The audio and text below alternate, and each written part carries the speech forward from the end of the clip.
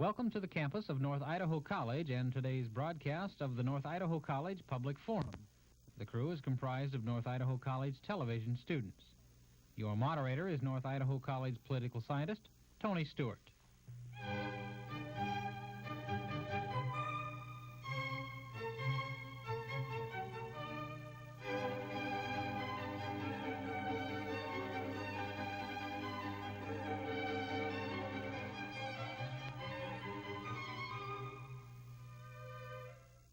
We wish to continue our interviews with the guests that are here with Festinvention 83.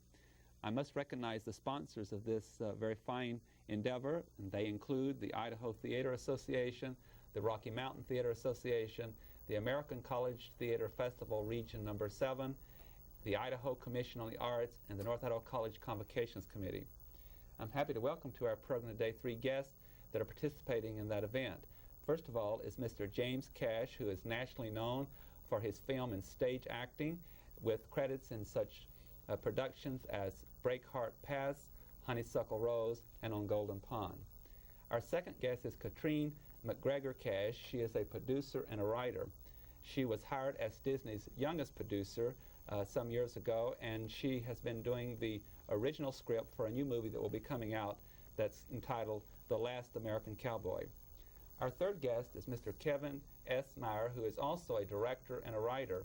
He is in the same production company with Ms. Cash, and he is going to be directing, and he's also been the co-writer of The Last American Cowboy. It's a very special pleasure on my part to welcome all three of you to our program. Thank you. Thank you. I'm happy to welcome to the panel to inquire about some very important topics. First of all, regular panelist Lou Reed, the managing editor of the Coeur d'Alene Press, Doug Clark, and the assistant to the president of North Idaho College, Joe Webb. And I would invite Lou Reed to commence the question. Well, I'd like to have you satisfy a curiosity of mine. You have formed something called the Renegade Production Company, or just Renegade Productions? Renegade Productions. And you have to tell us what is the significance of the name and what are you trying to do? Sounds interesting. You want to take that? Go ahead. Okay, Renegade is basically what we like to consider ourselves in a sense, because we're sort of leading an entourage that's sort of breaking away from the standard Hollywood system, in that we feel that movies can be done like they used to be, in that bringing back entertainment, that budgets don't have to be astronomical in the 30 million range. And right now, the business is pretty much run by those individuals who control everything, and so we're sort of independent of that and hoping to bring about a change. And you think the independent way will work? Do you really think you can make it? I think we're seeing more and more films now that will be made independently, getting somewhat away from the traditional studio system. What all is wrong with the system? Is it's primarily costs and distribution? Distribution, I would say, is the least of the problems, because most of the independent productions are still distributed through the major companies. As far as the productions themselves are concerned, you have the studios getting involved with the creative end of it, where they feel that they're influencing box office. They're making decisions about the actors, the casting, the script, most of the creative things that should be left up to creative people. And you're getting people in there who are making what I consider to be poor decisions and unfair decisions, because they really don't know that much about it. And it's taking a lot of the control away from the creative people who could be doing a lot better job. More and more people are getting into the independent side of it. If you look at the Hollywood Reporter, Variety, you pick that up, and it lists the films under productions at the major studios, and you'll find 4 or 5 under each one, roughly in that neighborhood. Then you'll look under independent, and there could be 20 or 30 productions. And they're mainly using studios for distribution. So you're pretty excited about it. Oh, yeah. Yeah, that's great. Great to be renegades. Yeah. Doug Clark. You just mentioned the creative people are doing a better job. Well, let's take one example of a very creative person, Michael Cimino.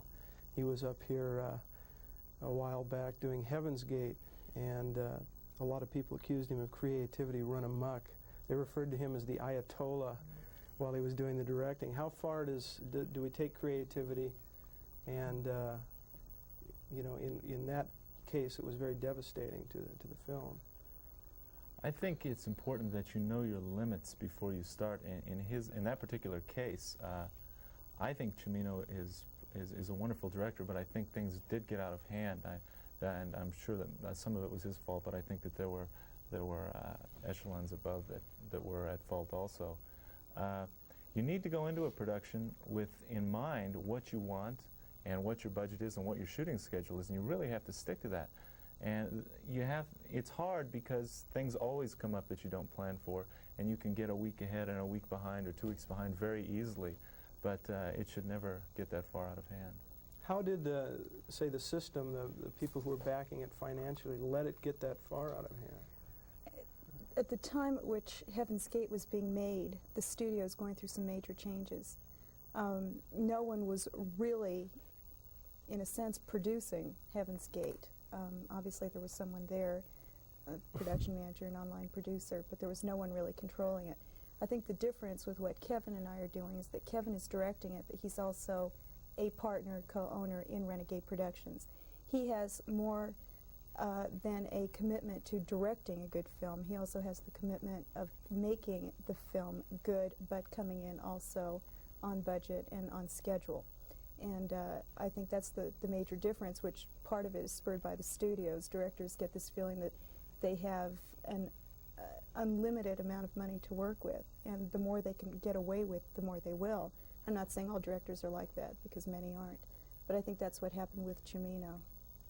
It's a difference of not having a real feel of what their limits are, how far they can go. Thanks. Joelle. Yes.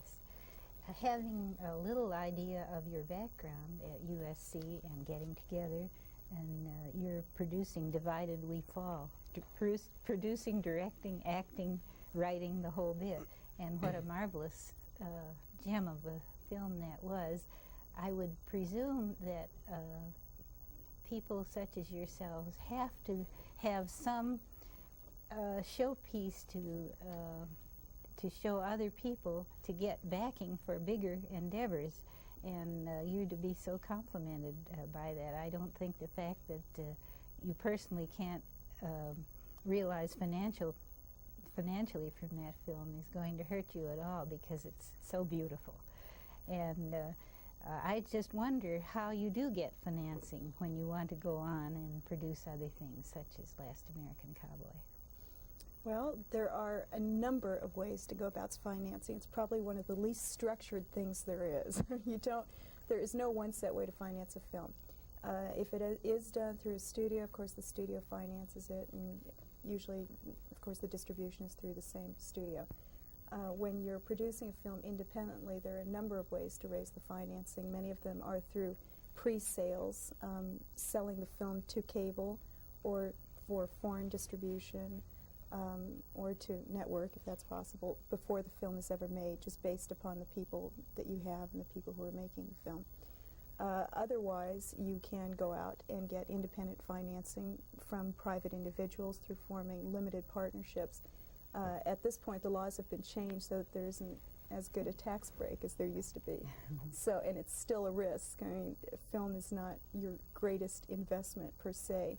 You have to find a person who will truly believe in the project and is really committed to the project and wants to make that one particular Well, I think film. my question then is, how much of your time before you can ever start does that take? It would seem to All me of that it. it would take a tremendous amount of time and be somewhat discouraging at times. It is discouraging and it's encouraging at the same time. This is the first project on The Last American Cowboy on which I've come up against virtually no negative comments. I wrote the very, very original script, and Kevin has rewritten the next two drafts, which are completely different. And Kevin has been able to have a lot of the control creatively, since he will be directing it and is writing the new drafts.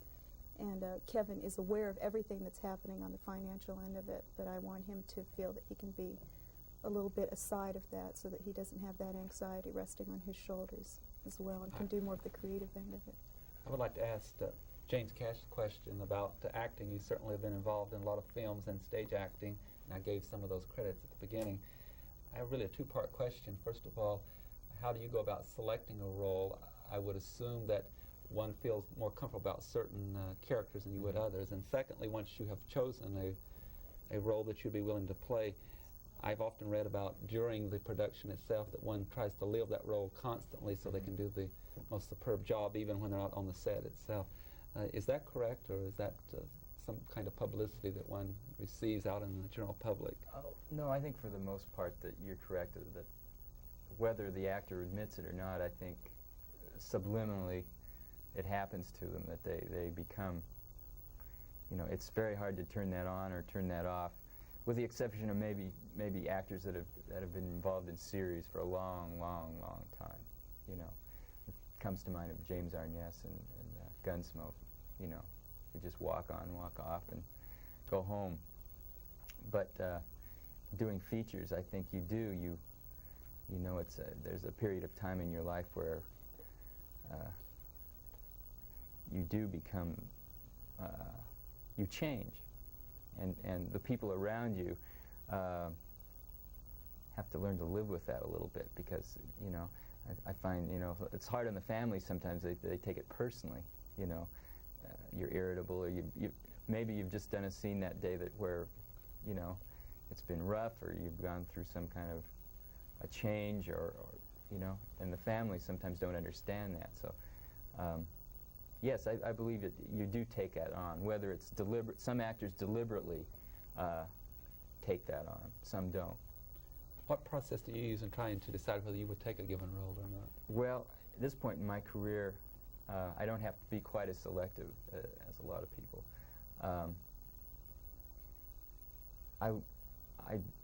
At this point, I think I tend to go for things that deal more in American history, or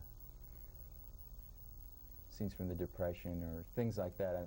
I'm interested in another time, things that take me back into the past. I would tend to choose a film more, I think, for its setting. A lot of times, if it's an interesting time, the ability to live in another time has always fascinated me. Thank you. Ladies and gentlemen, if you've joined our program in progress, we have three guests today that are part of the Festinvention 83 at North Idaho College, and our three guests are involved in writing and producing and acting within both film and the stage. We shall continue the questioning with Lou Reed. Will you tell us a bit about the production of The Last American Cowboy? Is this a straight show, or a comedy, or film history? Why don't we start with you? Okay, well, we have Ben Johnson and Mariette Hartley, and of course Jim will be in it, and Slim Pickens, and June Allison, Harry Carey Jr., John Agar, and Nicholas Guest, and some of the old John Ford, from the John Ford troupe. And basically what we're trying to do is do a film with all these old actors together again, which this very well could be the last time that they're ever in a film together. And we grew up watching them in some of the older films, and sort of just wanted to bring together a reunion and do a film that had a little bit of passing on of tradition and standing up for what you believe in. And so the things that were taught to us that we can pass on to another generation through these actors. I see. Well, is this basically, as I ask, film history? Or are you trying to bring out these roles as they were in their stereotypical fashion, or are you actually talking about cowboys? Well, let's see. Most of the actors in the roles that they will be playing will not be their stereotypical roles. We hope in the role that Slim Pickens is playing that we can get a nomination for supporting actor out of it. It should be a good role for him that I think he deserves for all the years he's put in. The film has humor, it has serious moments, and it has lots of action, and it should be a film for all ages to be able to see. And I think that it will do well, really. Katrine, would you add your insights? The film takes place in 1969, so it's beyond the old traditional Western period. Although a lot of the roles, a lot of the characters are still the old traditional Western characters. It's kind of an updated version, and like Kevin said, it's very much the passing on of tradition of the Old West from the old characters to the younger characters within the script, and also on the set itself. In fact, we will have a documentary made of the shooting of the film. Slim Pickens' wife Maggie the other day told me I was out of my mind having all these people on the film because no work would get done. So just exchange stories and have fun. Right. When she told me that, it dawned on me we probably should do a documentary. There'll probably be as much interest on what's happening With the individual characters. off the screen. And then, James, do you get to play the last American cowboy? Is that your That's role? right. It's a role I think that I've been looking for all my life, and I think we wound up creating it. And will it be a serious role? Yes, it's a serious role. There's a lot of humor in the character. Humor being, you know, a part of life, but it's a serious role. Sounds great. Who does? Doug Clark. Being a member of the media, let's talk critics. I have a couple of questions, maybe different people in your different roles can answer it. Maybe for Jim Cash, as an actor, what effect do critics have on you? Well, as an actor, I try not to pay any attention to critics until I'm done acting, whatever the thing is. Stage comes to mind, a stage play. I don't even look at reviews. I'm not interested. They don't affect me until the play's over. I'll look at them and go, oh, that's. You never look at them, after. Oh, you hear about them, but I performance? try not to pay any attention to them. There's this, cliche of everybody after the theater gathering Around read the New reviews. York, yes, I think. Most of my theater experience has been in L.A., and in L.A., L.A. is not a theater town so much, and in the film business, of course you're disappointed when the project gets bombed, and I've worked in a couple of films that have been, taken to task by the press, and they probably well deservedly. I know one really was, and we won't mention that. But I don't know. I'm not personally not affected much by a critic. Okay, how about financially then, from a producer's standpoint? Well, critics are important. I mean, no, you can't ignore them. A lot of times, publicity on a film, sometimes even negative publicity on a film from a critic is still publicity, and it will get people in to see it, to see whether or not they agree. Of course, word of mouth, whether it's from someone who has seen the film or from a critic, is the best kind of advertising that you can get, no matter how much advertising you pay for.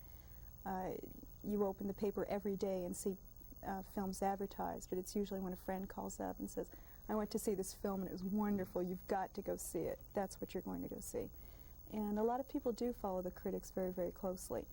I think most people are intelligent to realize that people are talking about personal tastes. Some people will love Westerns and will go see our film because they'll think it's a Western. Some critics will like it and some won't. And I know that there are people who will pay attention to the negative, and they have the right to do that. But I think that people are intelligent enough to look at what a critic has to say and then judge for themselves. Mr. Meyer, one other question. How accurate do you think critics are? Well, I think it depends on a lot of the personal taste of the critic, too. For me, personally, the hardest thing to learn is to accept criticism. First of all, you have to be able to accept that. But one thing that has always bothered me about critics, and taking Heaven's Gate as an example, is that I think that really it was put down a lot more than it deserved. I realized it was incredibly over budget, and they had a lot of problems on that film. And I watched it, but I had seen much worse films that should have gotten a lot worse reviews. Attack of the Killer Tomatoes. Oh yes, there you go. 50-Foot Woman, and to look at Vilmos Zsigmond's photography on that was an example. And I read a review that just totally tore it apart and everything. And that really upset me because I thought that it was shot very well. It was beautifully done, the art direction and everything. And a lot of times it's hard for me to sit down and read a review when you know what goes into a film. It's a lot of work. You just don't go out and make a movie, in this amount of time. You've got to put a lot of work into it, a lot of planning, a lot of heartaches, and a lot of love goes into what you do. And it's the hardest thing in the world to put your entire life up there on the screen and then one morning wake up and it's all over with. And it's very difficult for me to understand that. When Last American Cowboy comes out, I plan to be in Jamaica somewhere. Joe Webb.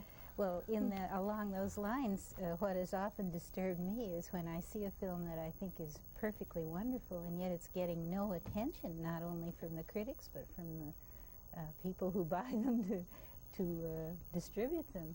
I think, wasn't one called Days of Heaven? It was an outstanding, beautiful film, and hardly anyone has seen it. And what's the answer there?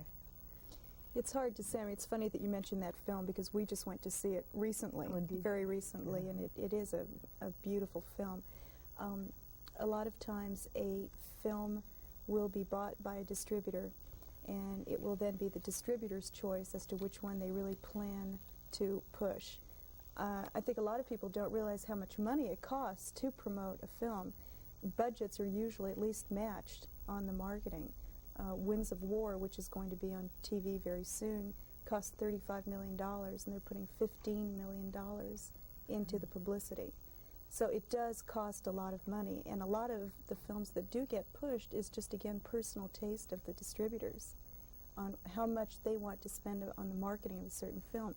I think that the people who make the film have a responsibility to go out and help the film get on its way too, by doing talk shows, by getting out and trying to spread the word themselves.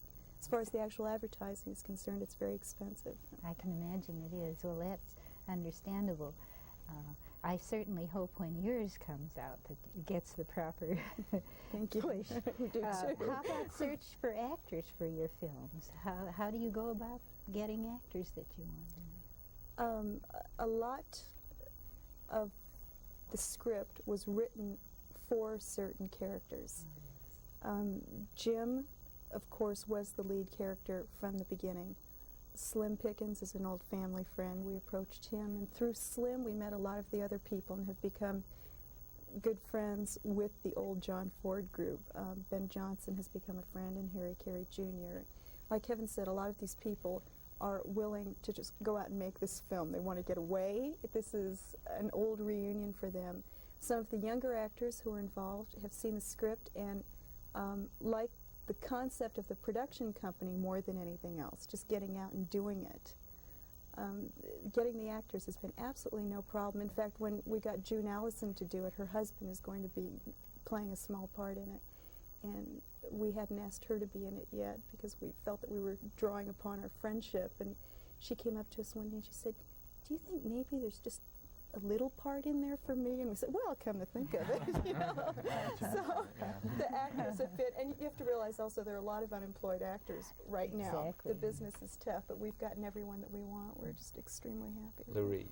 Could I ask you each, who is your role model? Who is the person that you admire the most in your particular field? Is that a fair question, James? Do you have someone that's an actor that you really feel is a giant? Well, I'd have to say Henry Fonda at this point in my life. Having been able to work with him on Golden Pond, and he's number one as far as Did you feel that you grew a lot in that particular experience? Absolutely. Just by being associated? Absolutely, no doubt about it. It was probably all of the education I ever had was doubled right there as far as acting went. You know, acting for the camera or for just acting in general, because he was also a great theater actor as well as a film actor. And you were able to pick the tricks of the trade probably were so smooth. Just to watch him was pure enjoyment and pure enlightenment. How about you, Katrine? You're a woman in a man's field and making all sorts of breakthroughs. Which I think has been absolutely no problem, by the way. If anything, I consider it to be an asset. I really can't say that I have any role models in particular as far as producers are concerned, although I can say that the stereotypical image of the producer sitting behind his desk with the big cigar and just being a total jerk, I would say is the minority. There are people like that. But you do smoke cigars, right? I do smoke cigars. About the satisfactions then. What are the satisfactions in producing? The satisfactions are that it's almost like creating a child, you are so involved in it from the very, very beginning, and you're involved in putting it together, who will be involved in it. At this point, it's rather unusual in any Hollywood deal, but I feel that we could shake hands with anybody involved in the project and feel comfortable with the fact that they're committed to the project. It's a wonderful sense of accomplishment. Like Kevin said, when you have put, I will have put 4 years into this film when it finally comes out. When it finally comes onto the screen, it's going to be just a total feeling of fulfillment. And I'm convinced it's going to be a wonderful film. So it'll be complete fulfillment. Kevin, how about the directors? Who do you really admire? Well, I think two come to mind right away. One would be David Lean. I think he is probably one of the few true master artists of all time. His films are not just films, they're lifetimes. Dr. Zhivago, Lawrence of Arabia, it's more than just go seeing a movie. My weeks after that, I could do nothing but think about those films. They're just beautiful in every sense of the, everything that goes into them. And another director which I admire is George Miller from Australia, who recently has come out with The Road Warrior and Mad Max. And I think he's got a lot of talent, and we'll be seeing a lot from him in the future. I know he's doing one of the Twilight Zones with Steven Spielberg, so I look forward to seeing more from him. That's very helpful. Doug Clark. Just for my own curiosity, what's the worst film you've ever seen? Not fair. Zontar, The Thing from Venus. Sounds good. An How old about John you? Agar film. I can't remember. I've seen a lot of bad films. I think Up the Academy is the last film I walked out on. Second the motion. Nathan's a close second. I had one other question. You worked with Disney Studios.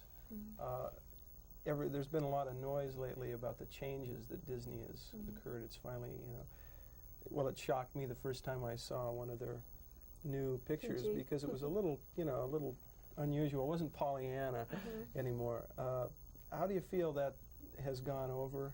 Has it been a financial success? Do you like it? No. I think Disney really needs some leadership right now. Disney had a 15-year plan when he died, which was pretty carefully carried out, and the studio did well at that time. The problem when that ran out was that it was the old people who had been with Disney who were still running the studio. They knew how to organize, they knew how to get things done, but they didn't have the creative aspect. Disney really controlled all of that. And Disney had a very, very hard time letting in new people. At the time at which I was there, the directors were in their 70s, most of them. They're now letting in new blood, but I think they really still need to find some very, very strong leadership. I'm sorry to interrupt, but we're out of time. I know you'll appreciate that comment in relation to the work you do, that there's time limits. Yes. I want to thank you all three very much. It's been most informative, and you've added such quality to our program. Thank you for coming. Appreciate it. You look like a Pendleton commercial. Ladies and gentlemen, our guests have been James Cash, Katrine McGregor Cash, and Kevin Meyer, who are producers, writers, and actors, and I hope you've enjoyed that program, and we have one more week with you on this subject. Hope you'll be with us next week. Have a good week. I am Tony Stewart.